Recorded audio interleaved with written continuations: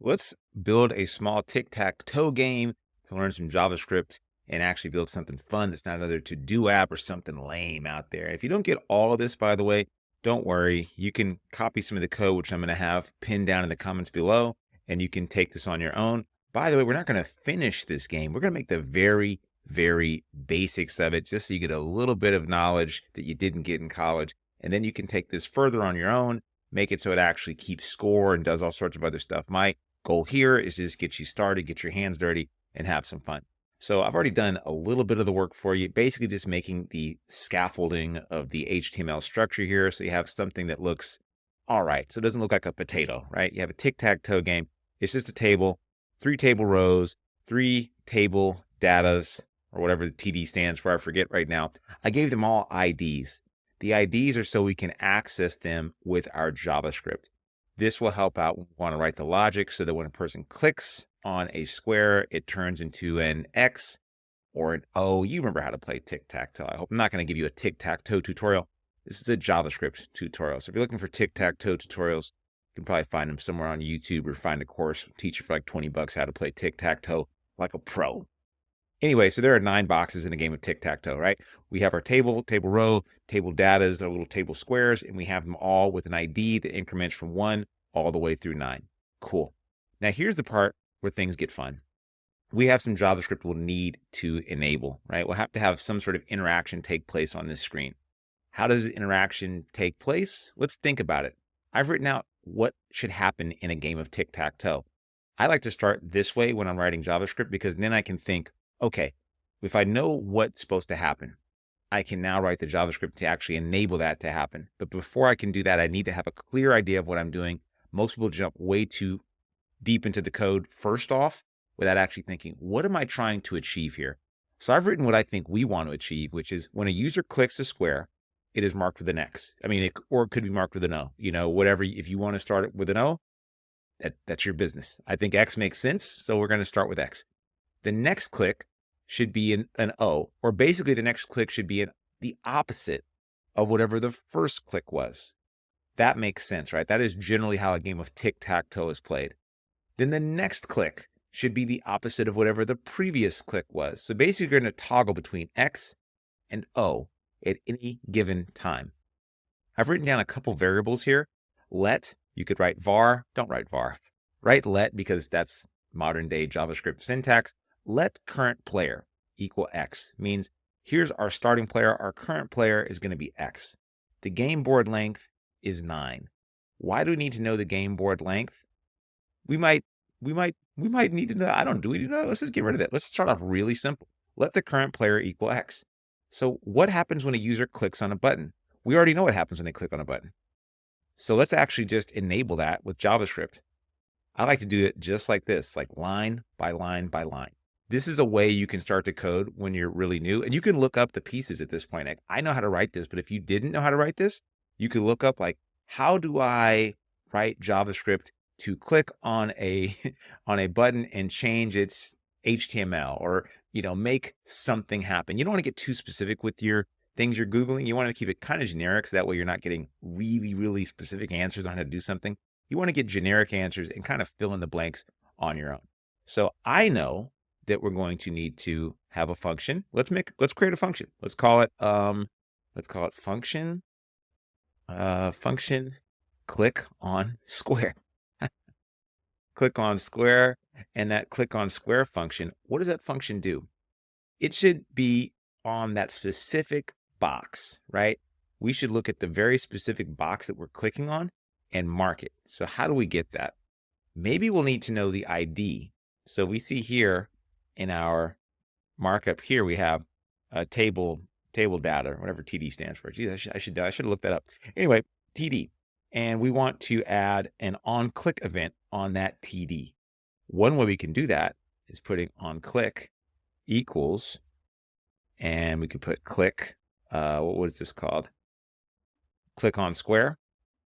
So, okay, click on square. Okay, and we could put in 0, or we could just put click on square, and then we could we could then determine the ID based on that and then use it. Or we could just do this. We could just say pass in the ID. We say, okay, you clicked on this square. You clicked on square 0. Then we could say, okay, cool, that works. Then we say, okay, you clicked on square 1, right? On click on square 1. Okay, does this work? Let's see. Let's just console log. We'll put an ID here. And I like to start off with this as well, like this console logging stuff. Click on the ID, and let's see if it works. Click, click, click. Let's go to our console. 0. Ooh, look at that. Hey, now we're cooking. So I think this is pretty good. We have an on-click event we put directly into the DOM, into the HTML. This is not the greatest practice, but when you're starting off, don't worry about what the best practice is. Just worry about getting something to work and then refactor it later. So we have click on, and you can keep doing this. I'll just do this really quickly so we can just be done. But we have a few to go, and we're going to click on all of them. Boom, boom, boom. And if I was using my own IDE, I could do this a little faster, but I'm not, so I won't. Here we go.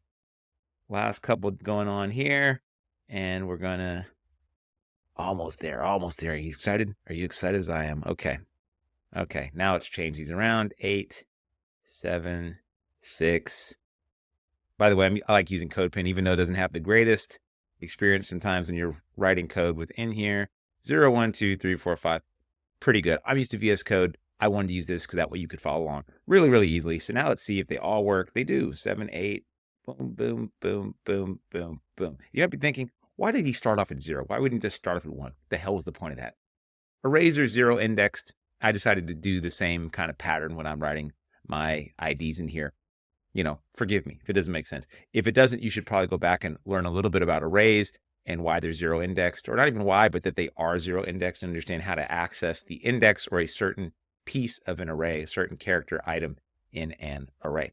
So we have function click on square. We have the ID. It's really important. What do you think we're going to do with that ID? What could we do? What could we do with that ID? What if we did this? What if we did document.getElement by ID of that ID? And then if we did something like, okay, we got the element by the ID. What do we want to do to it? Let's go back to our instructions. It is marked with an X. Okay. And we have stored the X character in a variable called current player. So let's just set dot inner HTML equals current player. Let's see. Or did not what happened? Click on square is not defined. Oh, looks like it is to me. Tricked you. Gotcha. Ooh, that's a little creepy. By the way, you saw me almost doing this. If I did this, look what would happen. You get literally the string current player. If you wrap quotes around a variable, it is no longer a variable. It is a string. It is just like some text. So when you're referencing a variable, you never want to put it in quotes, by the way. JavaScript 101 stuff, but in case you didn't know. Game kind of sucks though, right? We're like X, X, X. I mean, you just win, right? That's not cool. We're missing a key piece. We're missing the next piece. So the next click should be, right?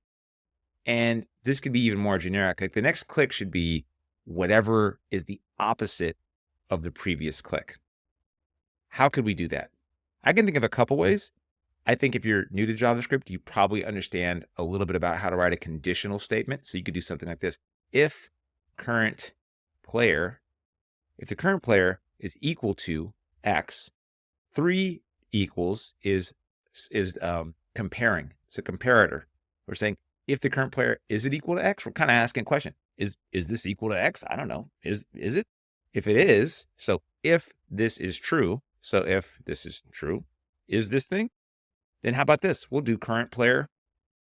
You're going to equal something else. And what should you equal now? You're going to equal O, right? So if the current player is X, you're going to equal O. So you see 3 are comparing. 1 is assigning. We're saying, now you are equal to O. You're going to take that. You're going to be equal to O. You see me? I'm the boss now, right? I'll let you know what's going on. Else, what if the current player is not X? Well, then it should be back to X, right? equals X. Let's see if this works. Okay, X, O, X, O. The next person goes, person you're playing with is not that bright. They put an O here. You put an X here. You win the game. What if we wanted to reset the game? What if we wanted to reset the game? We say, okay, we're done with the game. By the way, there's a couple glaring issues here, right? One is that we don't have a way to keep score. We should have had some sort of feedback that we won the game, right? We didn't get that. But we can do that on our own later. I suggest you do that. How could you tell if somebody won a game? As a hint, there are something like 14 or 15 ways you could win the game. So if you kept track of like where to check at any given point, like to check at this index, and this index, and see if they were all the same, you should write that out too. Like, how would you find that out? If you just literally think through, like, how would you normally find that out? A lot of times we think things in our minds, or we do things out of like reflex that we've done millions of times, and we don't think, how do we know? How could you tell somebody that has never played tic-tac-toe before? How could you tell them, here's how you've won the game? I know you've won because you have 3 in a row going diagonally, horizontally, and they're all the same character. Then you translate that to code. And then that becomes a game of, okay, how do you look that up? How can you implement that? And that is not trivial at all. That'll take you a long time to do. Trust me, it'll take you a while to do it, and you'll bumble around and you make really bad mistakes and a terrible answer, most likely at the beginning. But that's okay. That's how you just figure out how to get something on paper that looks decent and actually works, and you feel good about it and keeps you moving forward to make better and better solutions. Anyway, let's do a quick reset of the game. Let's do, like, I don't know. If you wanted to reset the game, for example, we'll do like a function. And why are we putting these in functions? I like to put things in functions because that way they're reusable. For example, this function here, we knew that we'd need some sort of action to happen when a user clicked a button. We didn't want a separate action for each button. We wanted the same action. It took in an ID to be dynamic, meaning it can be reused on all the squares. So now all the squares get the benefit of this beautiful function. We'll have a function reset game, and we're going to do a little bit of array iteration, a little bit of a for loop situation here. So put for I equals 0. We're going to start at 0. I is going to go up to and including 9. Why 9? Because there are 9 squares.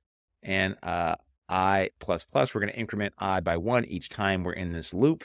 And we're going to do document dot get element by ID, I dot inner HTML equals blank. What is going on here? I'm starting at 0. I'm going up to and including 9. I'm saying, hey, you go, if you're less than or equal to 9, keep going. Until you're up to here, keep going. I plus plus, go up by 1 each time. So you're going to go 1, then 2, then 3, then 4, then 5, then 6. Why am I doing that? Because I want to go through every square in here and erase them, right? And I'm saying get element by I. I will be 0, then it will be 1, then it will be 2, then it will be 3, up till 9.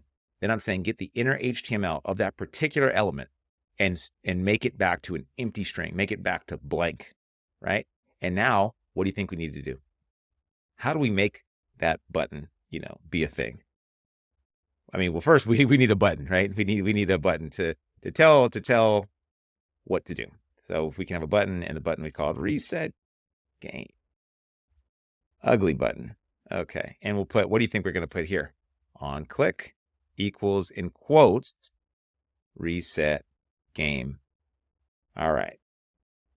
Okay. So we have 1, and it'll reset the game. Hey, not bad. Not bad at all. Boom, boom. Reset game. Oh, hey, I'm liking this. I'm liking this game so far. So the next step for you would be, how do you make it so you know who won? Can the game automatically reset? Also, there's a glaring error here we missed too. We can just change a square. There's a few things you can do to make this your own, to make this way better. And that's the whole intention. Take what we built here, make it your own, have something fun to show off. And then maybe you can even like play it or whatever with friends. You could deploy this, put some weird additional logic into it, or make a tic-tac-toe game that's like 16 squares or something really weird. And then you have something kind of cool to show off that people might get interested in. Make it look really pretty, and you actually have something decent that you could show off. Hope that's helpful. Good luck with tic-tac-toe, and I'll see you around.